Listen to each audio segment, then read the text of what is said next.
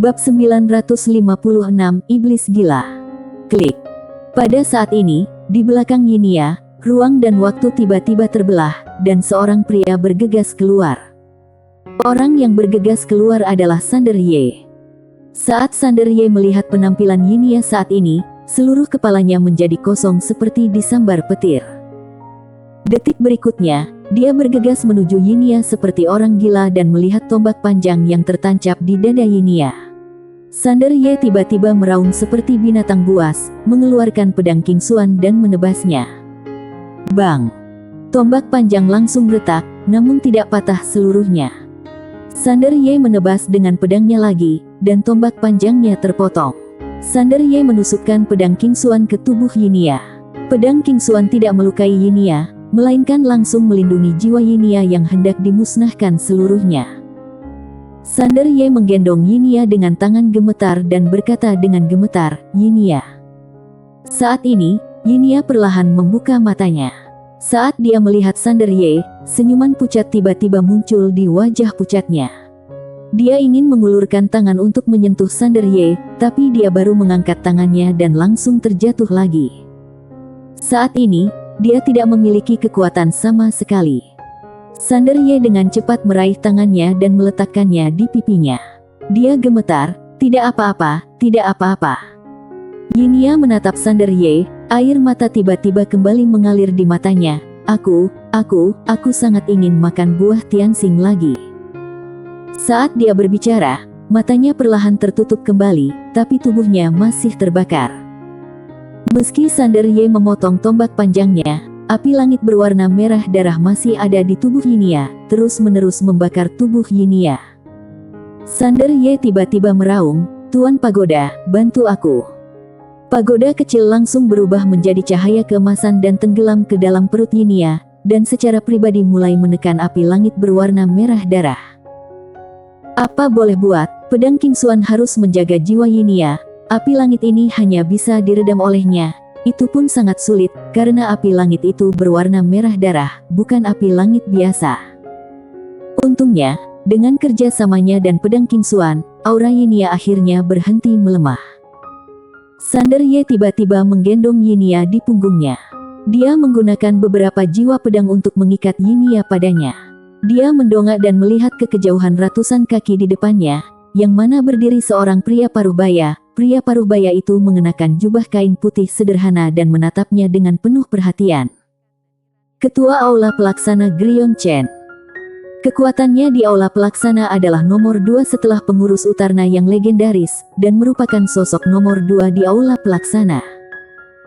Padahal, bertahun-tahun yang lalu, di Aula Pelaksana, Ketua Aula adalah yang terkuat. Namun belakangan pengurus utama menjadi lebih sakti dari sebelumnya, sehingga status keduanya pun berubah. Grion Chen menatap Sander Ye dengan wajah tanpa ekspresi, kembali untuk mati. Sander Ye tidak menjawab. Setelah dia mengikat Yinia, dia perlahan mengangkat kepalanya dan menatap Grion Chen di kejauhan. Ketika melihat dingin dan niat membunuh di mata Sander Ye, dia terkekeh, "Ayo, bunuh aku." Sander Ye tiba-tiba menghilang. Bum bum bum. 3 macam garis keturunan tiba-tiba membubung ke angkasa dari tubuh Sander Ye, dan 3 aura garis keturunan yang dahsyat seketika menyapu langit bagaikan gelombang. Sesaat kemudian, Sander Ye menyerang di depan Grion Chen dengan pedang. Grion Chen menyipitkan matanya sedikit, memutar pergelangan tangannya, membuat tombak dengan jarinya, dan menunjuk ke depan. Dia memilih untuk menjadi tangguh. Bang! Saat cahaya pedang meletus, Grion Chen langsung terguncang ke tanah dan mundur dengan keras. Dalam proses mundur, area ruang dan waktu tempat dia berada tiba-tiba terpecah menjadi kotak yang tak terhitung jumlahnya, diikuti oleh jutaan pedang jiwa berwarna merah darah keluar. Inilah yang diajarkan Yinia kepadanya, dan dia sudah mempelajari semuanya dalam warisan ingatan itu. Grion Chen terkejut, dia melambaikan lengan bajunya dengan tangan kanannya, dan sinar tombak yang tak terhitung jumlahnya naik ke langit. Di antara sinar tombak yang tak terhitung jumlahnya, api langit berwarna merah darah. Namun, pedang jiwa Sander Ye justru menekan api langit. Saat melihat pemandangan ini, mata Grion Chen tiba-tiba menyusut, dan dalam sekejap, sejuta pedang berdarah terbang melewati dadanya. Bang! Tubuh Grion Chen membeku di sana. Ada keheningan yang mematikan antara langit dan bumi. Terbunuh seketika. Ketika para master peradaban Tianxing yang sudah bersembunyi jauh sebelumnya melihat pemandangan ini, mereka semua membuka mulut dengan rasa tidak percaya di wajah mereka. Itu ketua aula pelaksana. Dibunuh begitu saja. Setelah membunuh ketua aula pelaksana Grion Chen dengan satu pedang, mata Sander Ye tiba-tiba tertutup perlahan. Pada saat ini, 3 jenis kekuatan garis keturunan mendidih dan bergulir di tubuhnya. Saat ini garis keturunan iblis gilalah yang menjadi masternya. Karena dia memiliki keinginan besar untuk membunuh. Sander Ye tiba-tiba berbalik dan mendatangi Jinan. Melihat Sander Ye yang berlumuran darah, wajah Jinan sedikit berubah, tapi dia segera tenang karena Sander Ye tidak memiliki niat buruk terhadapnya. Sander Ye menatap Jinan, matanya seperti lautan darah yang tak terbatas. Di manakah wilayah kehidupan Tianxing? Jinan terkejut sesaat, lalu berkata dengan suara gemetar, kenapa kamu menanyakan ini? Sander Ye menundukkan kepalanya sedikit, mencoba mengendalikan niat membunuhnya. Katakan padaku. Jinan buru-buru berkata, Sander, kamu. Sander Ye tiba-tiba berkata, tinggalkan peradaban Tianxing dan jangan kembali lagi. Setelah mengatakan itu, dia berbalik dan berubah menjadi cahaya pedang yang membubung ke langit. Jinan terjatuh ke tanah, wajahnya sepucat kertas. Sander Ye tidak melarikan diri, tetapi menyerang ke cakrawala jauh dengan pedang, dengan paksa menelan ingatan seorang master peradaban Tianxing, lalu berbalik untuk menghancurkan kehampaan dan langsung menyerang wilayah Dewa Trengsing. Dengan kedatangan Sander Ye, seluruh peradaban Tianxing terkejut. Untuk pertama kalinya, musuh asing menyerbu. Setelah Sander Ye bergegas ke wilayah Dewa Tianxing, dia berubah menjadi cahaya pedang dan langsung menuju cakrawala. Namun tak lama kemudian, aura menakutkan tiba-tiba jatuh dari langit, langsung menekannya dengan paksa di tempatnya. Bang! Ratusan kaki jauhnya di depan Sander Ye, seorang pria kuat berbaju besi emas perlahan keluar. Di antara alisnya, ada tanda merah tua, dan di dalam tanda itu, samar-samar ada api yang menyala. Jenderal Dewa Api Utara. Salah satu 4 jenderal Dewa wilayah Dewa Tianxing. Puncak dari level 9. Tanpa basa-basi, Sander Ye mengambil satu langkah ke depan. Dengan langkah ini, dalam sekejap, ruang dan waktu di sekitarnya langsung berubah menjadi kisi-kisi. Sebuah langkah yang mematikan. Melihat perubahan ruang dan waktu yang aneh ini, ekspresi Jenderal Dewa Api Utara tiba-tiba berubah. Tiba-tiba dia mencondongkan tubuh ke depan dan meraung. Bola api berwarna merah darah membubung ke langit dari tubuhnya langit. Sementara itu, raksasa api yang ditransformasikan oleh api langit meninju kisi-kisi ruang dan waktu di depannya. Dia ingin menghancurkannya dengan paksa. Dan pada saat ini, di antara kisi-kisi yang tak terhitung jumlahnya, pedang berdarah keluar seperti badai yang dahsyat.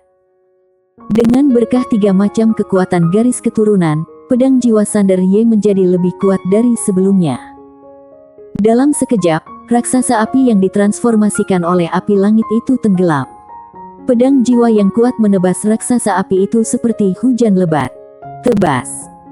Pada saat ini, suara Sander Ye tiba-tiba bergerna dari langit ke bumi, dan kemudian, pedang berdarah melintas di lapangan, dan akhirnya menghantam raksasa yang menyala itu dengan keras. Bang! Raksasa api itu hancur, Sander Ye menebas dengan pedang, dan jaringan waktu dan ruang yang tak terhitung jumlahnya di depannya tiba-tiba berubah menjadi sebuah kotak. Pada saat yang sama, jutaan pedang jiwa bergabung menjadi satu pada saat ini, dan kemudian dengan ganas dibebankan ke Jenderal Dewa Api Utara. Bang! Mata Jenderal Dewa Api Utara terbelalak dan tubuhnya membeku. Sander Ye mengabaikannya, bergetar dan berubah menjadi cahaya pedang dan menghilang di belakangnya. Pada saat yang sama, sejuta pedang terbang tiba-tiba terbang keluar dari tubuh Jenderal Dewa Api Utara, lalu berubah menjadi tirai pedang dan menuju ke arah Sander Ye di kejauhan.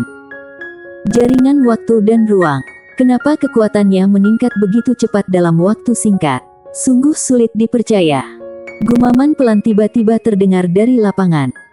Di kejauhan, pedang Sander Ye merobek ruang dan waktu dan bergerak dengan cepat. Tidak lama kemudian, 3 aura kuat tiba-tiba jatuh dari langit, memaksanya berhenti di tempatnya lagi. Sander Ye mendongak dan melihat 3 pria paruh baya berjalan perlahan turun dari langit. Jenderal Dewa Api Selatan, Jenderal Dewa Aps Timur, Jenderal Dewa Api Barat, 1. Ketiga Jenderal Dewa sedang menatap Sander Ye saat itu, dengan ekspresi serius di wajah mereka. Mereka tidak menyangka Jenderal Dewa Api Utara akan terbunuh tanpa bertahan 1 ronde pun. Tentu saja, yang tidak pernah disangka mereka bertiga adalah seseorang berani datang ke peradaban Tianxing. Berani sekali. Pemimpinnya, Jenderal Dewa Api Timur, mengambil 1 langkah ke depan dan hendak berbicara ketika Sander Ye di kejauhan tiba-tiba menghilang. Dalam sekejap, ruang dan waktu dengan radius ratusan ribu mil langsung berubah menjadi jaringan yang aneh. Setelah itu, jutaan pedang jiwa keluar dari jaringan tersebut. Melihat pemandangan tersebut, ekspresi ketiga Jenderal Dewa seketika berubah. Mereka melepaskan api langit di antara alis mereka satu persatu. Ketiga api langit itu melayang tertiup angin dan berubah menjadi lautan api menutupi ruang dan waktu mereka. Mereka ingin menggunakan api langit untuk secara paksa mendobrak ruang dan waktu di sini. Namun, mereka terkejut saat mengetahui bahwa api langit mereka tidak bisa bergerak 1 inci pun dari kisi-kisi ruang dan waktu ini. Karena kisi-kisi ruang dan waktu ini diubah oleh Sander Ye menggunakan ruang dan waktu misterius di pagoda. Bisa dibilang pengetahuannya tentang ruang dan waktu tidak sedalam milik Yinia, namun kekuatan yang dia gunakan lebih kuat dari milik Yinia. Karena hanya dia yang bisa mengubah ruang dan waktu. Biarpun ruang dan waktu misterius tidak menolak Yinia dan mengizinkannya mempelajarinya, memang benar hanya Sander Ye yang bisa membuat mereka bekerja sama dan bertransformasi di luar. Saat ini, ruang dan waktu di sekitarnya diubah oleh Sander Ye. Ruang dan waktu tersebut ditinggalkan oleh wanita bergaun polos. Bahkan pedang King Xuan pun tidak bisa memecahkannya, apalagi api langit ini. Ketika melihat bahwa api langit milik mereka sendiri dan orang lain tidak bisa menembus ruang dan waktu khusus ini, ketiga orang itu langsung ketakutan. Saat ini, jutaan pedang jiwa berwarna merah darah sudah membuat mereka kewalahan. Bum bum bum. Di area di depan Sander Ye, waktu dan ruang tiba-tiba menjadi terdistorsi secara aneh, dan Sander Ye sendiri sudah berubah menjadi cahaya pedang dan menghilang di ujung langit yang jauh, diikuti oleh jutaan pedang jiwa di belakangnya. Dan ketiga Jenderal Dewa itu semuanya tewas saat ini. Di ujung cakrawala, Sander Ye menggendong Yinia di punggungnya. Dia menatap cakrawala di kejauhan, matanya berlumuran darah. Hanya ada sedikit kejernihan yang tersisa di matanya. Hanya ada satu pemikiran di benaknya sekarang. Buah Tianxing. Dia bilang dia ingin makan buah Tianxing. Bersambung.